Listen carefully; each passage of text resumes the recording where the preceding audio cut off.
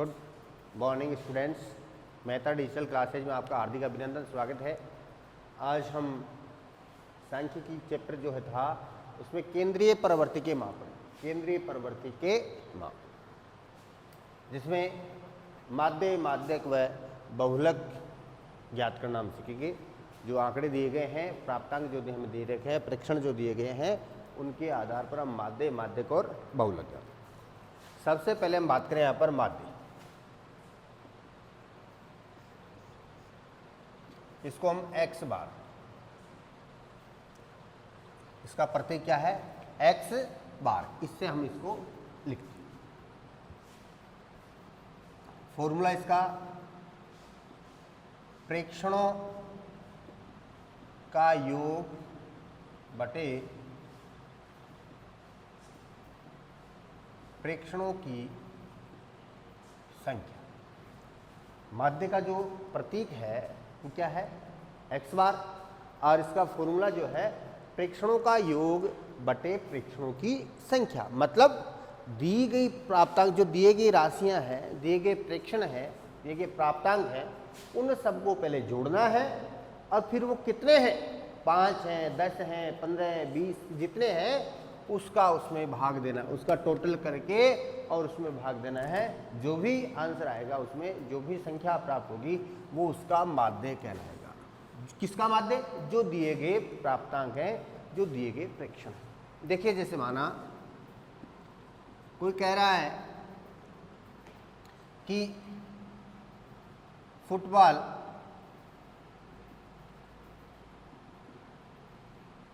की एक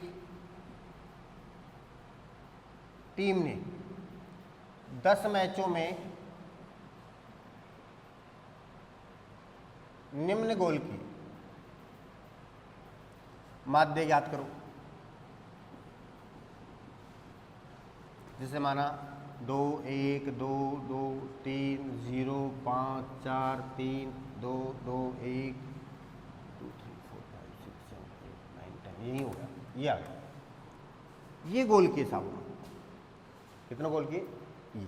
अगर साहब इसका माध्य ज्ञात कीजिए भाई, औसत माध्य का मतलब औसत। भाई औसत एवरेज कितने गोल किए, तो एवरेज प्रति मैच कितने गोल किए। तो हम क्या करेंगे, इन सबको टोटल करेंगे। 2 + 1 + 2 + 2 + 3 + 0 + 5 + 4 + 3 + 2 डिवाइड बाई 10। कितने? 1 2 3 4 5 6 7 8 9 10। 10 मैचों की तो बात कर रहा हूँ, 10 मैचों की। 3 2 5 7 10 15 19 22 24, 24 बटे 10, 2.4। तो x बार कितना आ गया? 2.4। यानी माध्य गोल कितना हो गया? 2.4 गोल उसने पर मैच के हिसाब से किए। 2.4 गोल उसने क्या किए? पर मैच के हिसाब से किए। इस प्रकार से हम याद करते हैं। मतलब जितने भी मान दे रखे हैं, जितने भी प्रेक्षण दे रखे हैं, जैसे माना कह रहा है कि साहब कोई विद्यार्थी कक्षा 9th की 10 विद्यार्थियों के गणित में प्रथम टेस्ट में के प्राप्तांक निम्नानुसार हैं, तो माध्य ज्ञात कीजिए। जैसे माना 8 9 10 7 6 4 3 6 4 9 8, यहाँ तक आया। ये प्राप्तांक उसने प्राप्त किए। 10 विद्यार्थियों ने गणित के फर्स्ट टेस्ट में ये इस निम्न अनुसार प्राप्तांक, वो कह रहा है इसका माध्य ज्ञात कीजिए, औसत प्राप्तांक ज्ञात कीजिए। तो सबको जोड़ लेंगे। 8 + 9 + 10 + 7 + 6 + 4 + 3 + 6 + 4 + 9 और डिवाइड बाई 10। कितना हो गया? 8 9 17, 17 2 27, 27 और 7 34, 40 44, 47, 47 और 6 53, 53 और 4 57, 57 और 9 66 और डिवाइड बाई 10, तो कितने हो गया? 6.6। औसत मार्क्स कितने आ गए उसके? माध्य मार्क्स कितने आ गए? 6.6 एवरेज मार्क्स उसके आ रहे हैं। कि पर स्टूडेंट जो है इतने मार्क्स वो प्राप्त कर रहा है। ये माध्य हो गया। ये तो माध्य कब हुआ, जब हमें प्रेक्षण जो है इस रूप में दिए गए, जहाँ कोई बारंबारता बंटन सारणी नहीं है, केवल प्रेक्षण दिए गए हैं आपको, ये इस प्रकार राशियाँ दी गई है, तो हमें माध्य इस प्रकार से निकालना है। अगर माना बारंबारता बंटन सारणी के रूप में अगर आपको दिया जाए तो माध्य कैसे ज्ञात किया जाता है, वो देखिए, बारंबारता बंटन सारणी से माध्य ज्ञात करना, x या प्राप्तांक कहने हम, प्राप्तांक हो गए और विद्यार्थियों की संख्या, इधर तो प्राप्तांक होंगे से 1 2 3 4 5 6 7 8 9 10। प्रथम टेस्ट की बात करें हम 1 से और 10 तक मार्क्स प्राप्त किए विद्यार्थी, 3 6 8 10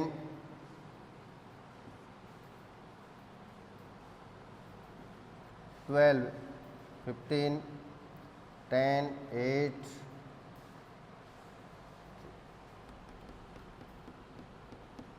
ये प्राप्तांक है। यानी 1 अंक 3 विद्यार्थियों ने प्राप्त किए, 2 अंक 6 विद्यार्थियों ने, 3 अंक 8 विद्यार्थियों ने, 4 अंक 10 विद्यार्थियों ने, 5 अंक 12 विद्यार्थियों ने, 6 अंक 15 विद्यार्थियों ने, 7 अंक 10 विद्यार्थियों ने, 8 अंक 8 विद्यार्थियों ने, 9 अंक 10 विद्यार्थियों ने और 10 अंक 3 विद्यार्थियों ने प्राप्त। वो कह रहा साहब इसका माध्य ज्ञात कीजिए, इसका माध्य ज्ञात कीजिए, भाई माध्य प्राप्तांक कितने। तो उसके लिए हमें क्या करना पड़ेगा, जब साधारण प्रश्न दे रखा हो, केवल प्राप्तांक दे रखे हो, कोई बारंबारता बंटन सारणी, तब तो उनको जोड़ करके संख्याओं का भाग दे देंगे हम। लेकिन जब बारंबारता के रूप में होगा तो हम क्या करते हैं, ये तो हो गया x, प्राप्तांक तो क्या होता है, चर राशि होता है x, और फ्रीक्वेंसी विद्यार्थियों की संख्या ये किस में आती है, फ्रीक्वेंसी में, यानी बारंबारता में आती है। किस में आती है, बारंबारता। इसको तो f कहेंगे और इसको तो f(x), नया जो कॉलम होगा अपना वो क्या होगा, f(x), मतलब f और x, यानी विद्यार्थियों की संख्या और जिसने जितने अंक प्राप्त की, जिस 3 विद्यार्थियों ने 1 अंक प्राप्त, उनका आपस में गुणनफल मल्टीप्लाई करेंगे दोनों, ठीक है ना। ये इधर फ्रीक्वेंसी आ गया और ये चर का माना गया, दोनों का आपस में, जैसे 3 विद्यार्थियों ने कितने अंक प्राप्त किए, तो 3 इंटू 1 कितना हो गया 3, 6 इंटू 2 12, 8 इंटू 3 24, 10 इंटू 4 40, 12 इंटू 5 60, फिर 15 इंटू 6 90, 10 इंटू 7 70, 8 इंटू 8 64, 9 इंटू 10 90 और 10 इंटू 3 30 हो गया। ये आ गया। अब हमें क्या करना है, देखिए एक चिन्ह आता है सिग्मा, इसको क्या बोलते हैं, सिग्मा बोलते हैं। इसका मतलब क्या होता है, योग। क्या प्रदर्शित करा है ये, योग, मतलब किसका योग, जिसके भी साथ में लिखा हुआ उसी का, जैसे सिग्मा f(x), मतलब सिग्मा का मतलब योग, किसका योग, f(x) वाले को, यानी f(x) में जितनी भी संख्याएं हैं उन संख्याओं का हमें योग करना है, उन संख्याओं का हमें क्या करना है, योग करना है। तो योग कीजिए, 3 और 2 5, 4 9, 9 और 4 13 हासिल की 1, 1 3 4 7, 7 और 6 13, 13 और 9 22, 7 29 35, 35 और 9 44, 44 और 3 47 और 1 48, 483 आ गया। अब इसका भी योग सिग्मा f, यानी बारंबारता का भी योग, विद्यार्थियों की संख्या भी तो आनी चाहिए ना भाई, ये 483 तो आ गया इसके अंकों का योग, ठीक है। और ये आ गया क्या, इसका विद्यार्थियों का संख्या, कितने विद्यार्थी, 6 और 3 9 8 17, 17 और 27, 27 और 12 39, 39 और 15 54, 54 और 10 64, 64 और 8 64 और 8 72, 72 तो 82, 82 और 3 85, 85 हो गया। और टोटल कर लेना, 9 17 27 39 54 64 64 और 8 72, 72 10 82 3 पीछे।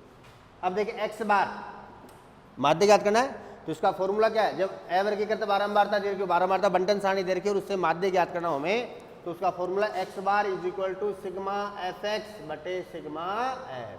मतलब इस कॉलम में fx वाले कॉलम के योग में इस विद्यार्थी वाली जो बारंबारता वाला कॉलम है उसके योग का हमें भाग देना है। तो सिंपल सा कितना 483 डिवाइड बाई 85 भाग देंगे इसका। कितने बार गया, 5 बार चला जाएगा।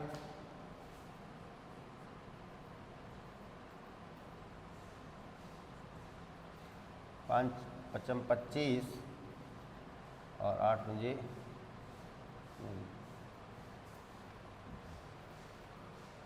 25 हासिल की 5 हासिल की 2 और 8 40 से 2 425 आ गए।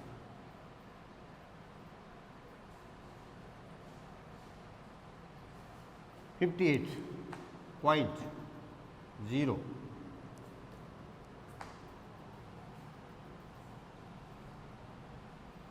6 बार 6 पंजे 30 हासिल की 3 8 6 48 और 3 51 70 बचे। एक जीरो लगा दो। 8 बार 8 पंजे 40 हासिल की 4 8 घंटे 64 और 4 68 या तो कितना आ गया इसका आंसर 5.68 आंसर आ गया। तो माध्यांक कितने आ गए इसके 5.68 यानी पर स्टूडेंट के इतने मार्क्स उसने प्राप्त किए। इस प्रकार से माध्यम ज्ञात।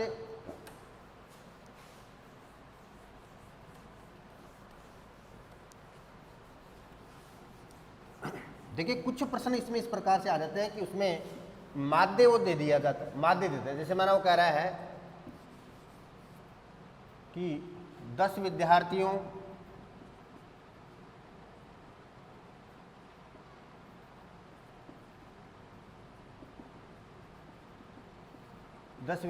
के अंग्रेजी के औसत मार्क्स जो है कितने 6। तो x का मान ज्ञात करो। किसका मान ज्ञात करें, x का मान ज्ञात करें। अब यहाँ पर 10 विद्यार्थियों के मान दे दिए उसने 6 7 4 5 3 8 9 x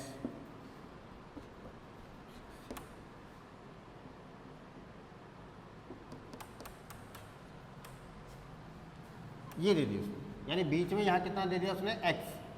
वो कह रहा है x का मान ज्ञात क्या करना उसमें x का मान ज्ञात करना। जबकि दे दिया हमें क्या माध्य, हमें पता है x bar is equal to प्राप्तांकों का योग। तो 6 + 7 + 4 + 5 + 3 + 8 + 9 बटे 10। x बार की वैल्यू कितनी है 6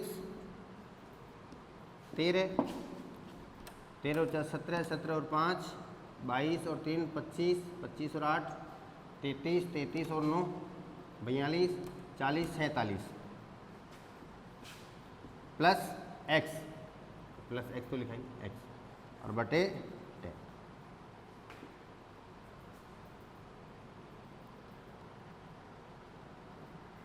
वजह गुणा कर दो इधर, 10 से गुणा हो कितना हो गया 60 47 प्लस कितना हो गया x हो गया। x की वैल्यू निकालनी है तो कितना हो गया 60 - 47 कितना आ गया 13। तो x की वैल्यू कितनी आ गई 13 आ गया। x की वैल्यू कितनी आ गई 13। इस प्रकार से आपको काम।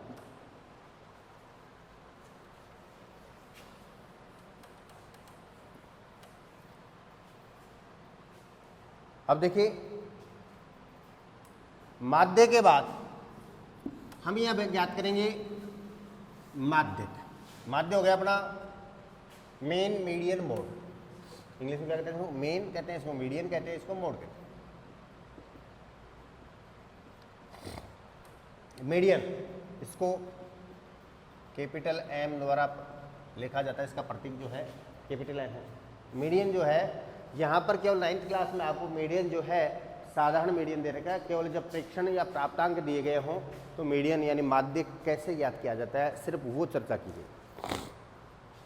तो देखिए उसके लिए दो प्रकार से प्रक्रिया बताई गई है कि जब प्रेक्षण की संख्या विषम हो, क्या हो, जब प्रेक्षणों की संख्या क्या हो, विषम, मतलब प्रेक्षण विषम संख्या में अगर दिए गए हैं तो माध्य ज्ञात करने का अलग मेथड है, और सम संख्या में प्रेक्षण दिए गए हैं तो माध्य ज्ञात करने का अलग मेथड है। इसको आप ध्यान रखें। तो देखिए जब प्रेक्षणों की संख्या क्या हो, विषम, जिसे माना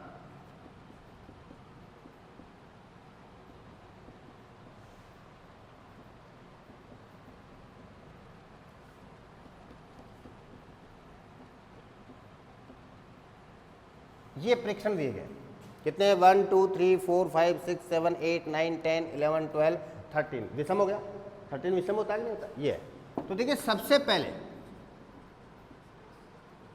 पहले जो हमारा काम है माध्य ज्ञात करने के लिए, चाहे वो प्रेक्षण सम हो या विषम, दोनों ही कंडीशन में सबसे पहला जो कार्य होगा वो होगा कि इनको हमें आरोही प्रेक्षणों को जो है वो आरोही या अवरोही क्रम में लिखना है।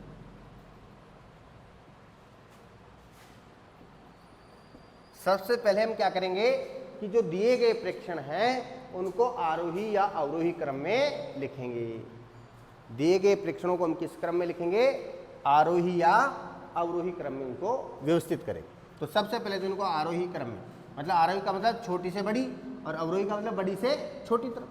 तो सबसे पहले 0 आरोही क्रम में लिखने पर, फिर 1, जो संख्या जितने बार है उतनी बार लिखेंगे, ऐसा नहीं कि दो बार है और उसको एक बार आप लिख दें, गलत हो जाएगा। जितने बार है उतनी बार लिखेंगे आप। तो 0 1, फिर 2 कितने बार है, 2 बार है, फिर 3 2 बार है, 4 1 बार ही है, फिर 5 नहीं 6 कितने बार है, 1 2 3 6 3 बार है, 7 नहीं है, फिर 8 2 12, एक और रह गया, कौन रह गया, 9, ये हमने लिख दिया, आरोही क्रम में व्यवस्थित कर दिया। अब देखिए जब विषम है तो m बराबर क्या होगा, n+1 बटे 2वां पद या 2वां प्रेक्षण,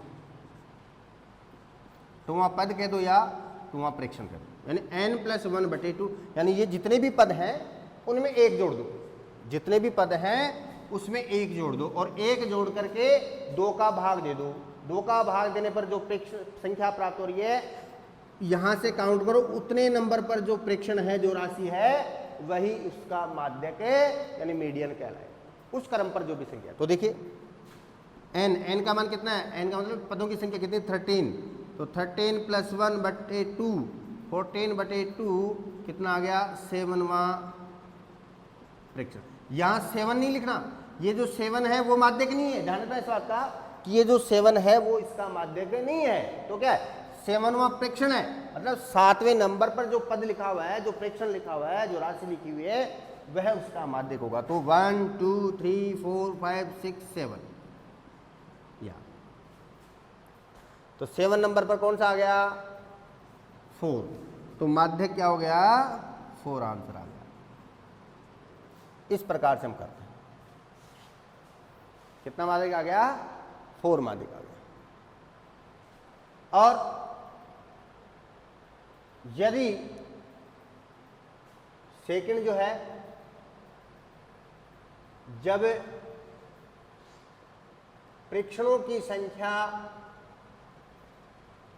सम हो तो क्या करेंगे, जैसे इसी को लिख लो, 6 3 2 4 8 9 0 8 6 3 2 1 6 5 1 2 3 4 5 6 7 8 9 10 14 आ गया, ये आ गया।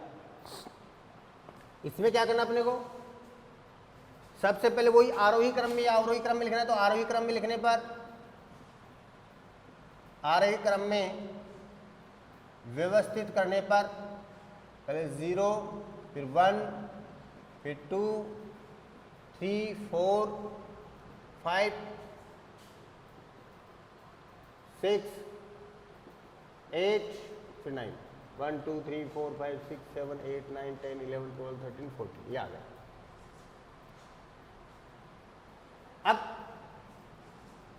फ्रैक्शन क्या सम है, इसमें अलग formula, m is equal to क्या होगा, n बटे 2वां पद प्लस n बटे 2 प्लस 1वां पद और बटे 2।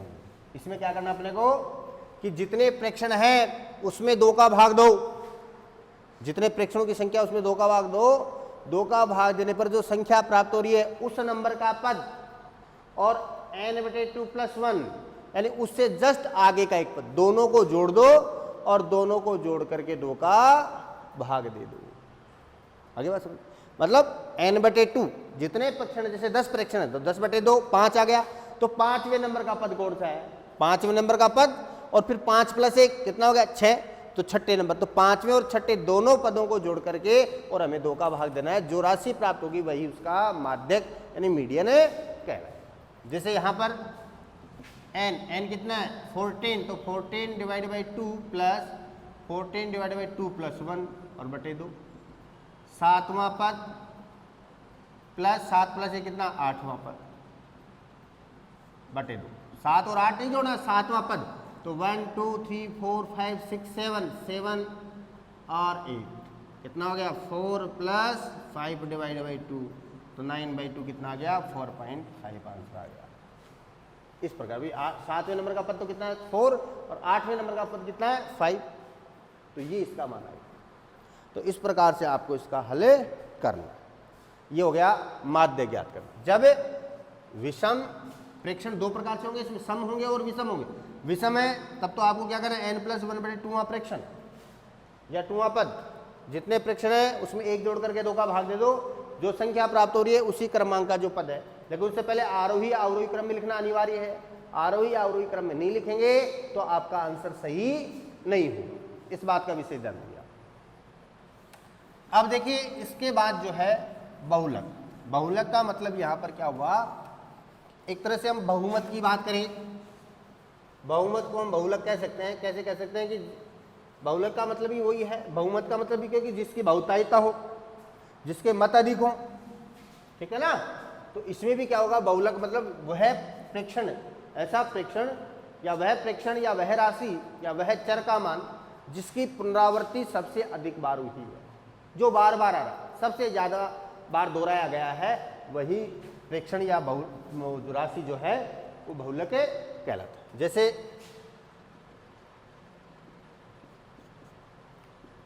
दो 4 3 1 2 2 4 6 8 0 2 4 6 ऐसे हो, ये कुछ फ्रैक्शन देंगे, वो कह रहा साहब इसका बहुलक ज्ञात कीजिए। तो सिंपल सी बात है, पहले तो इनको आरोही क्रम से व्यवस्थित कर लो। तो 1 फिर 2 2 2 2 कितनी बार है 3 4 बार है, 4 टाइम 2 है, फिर 3 2 टाइम है, 4 कितने टाइम है 4 1 2 3, और फिर 4 के बाद में 6 है और 8, ये आ गया। अब देखिए यहाँ 1 कितने टाइम है, एक बार 1 टाइम, 2 कितने टाइम है 4 टाइम 2 है, 3 2 टाइम है, 4 3 टाइम है, और 6 1 टाइम है और 8 1 टाइम। अब सबसे अधिक बार कौन सी संख्या है, सबसे ज्यादा पुनरावृत्ति किसकी हो रही है 2 की, जो कितनी बार है 5 बार, 4 बार इसमें, जो 2 कितने बार है 4 बार, तो कितना हो जाएगा बहुलक। अतः निम्न प्रेक्षणों का बहुलक वह 2 होगा। यानी बहुलक सबसे आसान है, इसमें क्या करना आपको ये तो देखना है कि कौन सी राशि जो है, कौन सा प्राप्तांक जो है वो अधिक बार दोहराया गया है, वही बहुलक कहलाता है। अब इसको अगर बारंबारता बंटन सारणी के साथ से अगर ज्ञात करना चाहें तो आप, तो बिल्कुल आसान है, एक्स और एफ दे रखा है जैसे,